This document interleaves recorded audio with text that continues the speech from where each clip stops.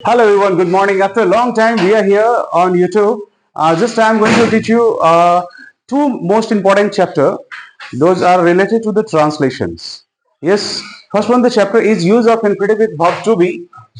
First chapter, use of infinitive. Infinitive with verb to be. And second one, with verb to have. One by one we will discuss on that. यह जानना हमें बहुत जरूरी होता है कि जब प्रत्येक दिन के जो क्रियाकलाप होती है हमारी, उसमें हम बहुत सारी ऐसी बातें करते हैं जो सामान्य अंग्रेजी और हिंदी के अनुवादों पे आधारित होता है, पर हम उसे सही तरीके से अंग्रेजी में प्रस्तुत नहीं कर पाते हैं। हिंदी की भी जानकारी पूर्ण रूप में न होने के कारण ये सारी समस्याएं आती है। तो हम इस पे एक बार चर्चा करते हैं। बिना समय गवाए हमें यह समझना है इसके बारे में, टू बी के रूप के बारे में, कि बी का फॉर्म होता है। बी का फॉर्म प्रेजेंट टेंस में इज एम आर होता है, पास्ट टेंस में वाज वेयर होता है, और फ्यूचर टेंस में शैल बी विल बी होता है। शैल बी और विल बी होता है। इन चीजों को हमें अपने ध्यान में रखना है। मैं इजएमआर की सहायता से इसके प्रारूप को बताने की कोशिश करूंगा। जैसे वही सेंटेंस लिखा हुआ कहीं, मुझे मैं खाने वाला हूं। अगर लिखा हुआ है मैं खाने वाला हूं,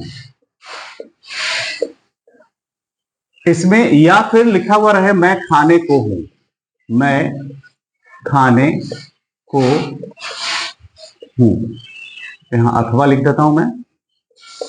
मैं खाने वाला हूं या मैं खाने को हूं, मैं जाने वाला हूं या मैं जाने को हूं, ये सारे संवाद जो हैं आई एम टू इट, यानी कि 2 प्लस V1 के कोऑर्डिनेशन को हम इन्फिनेटिव कहते हैं, है ना। वर्ब का जो फर्स्ट फॉर्म आता है 2 प्लस V1 जो कोऑर्डिनेशन बनता है, प्रीपोजिशनल कोऑर्डिनेशंस, वर्ब के फर्स्ट फॉर्म के साथ तो 2 हमेशा लगता ही है, प्रीपोजिशन 2 का यूज होता है। और जब ऐसा संवाद हमारे पास है, मैं खाने वाला हूं, मैं जाने वाला हूं, मैं सोने वाला हूं या मैं सोने को हूं, ऐसे संवादों को हम बनाते हैं किस रूप में, आई एम टू इट। जैसे रहेगा मैं नाचने वाला हूं तो आई एम टू डांस हो जाएगा, मैं किताब पढ़ने वाला I am to read a book हो जाएगा, मैं तुमसे बात करने वाला I am to talk to you हो जाएगा। तो I am to talk to you, तो नेक्स्ट ऑब्जेक्ट आ रहा है, मुझे बात करनी है किससे, आपसे, तो टू यू उसमें भी लगेगा, है ना। मुझे मैं घर जाने वाला हूं, I am to go house या होम हो सकता है वहां पे।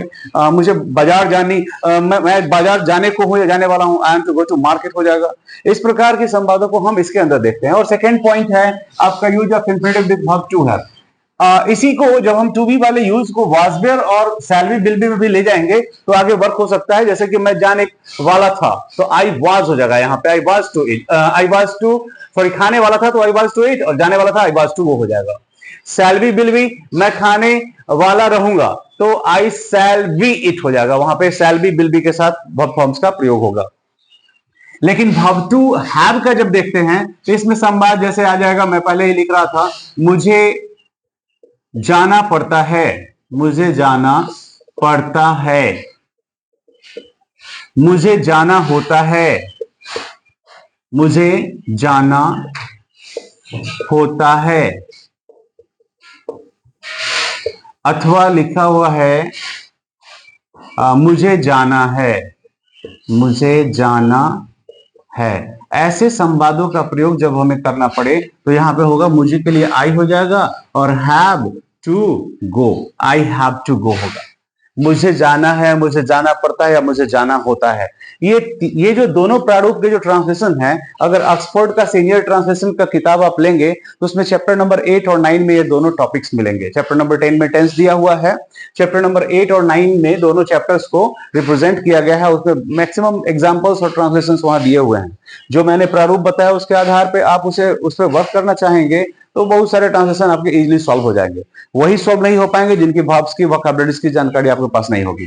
तो आज के लिए इतना ही। Have a good day, bye bye, let's clap.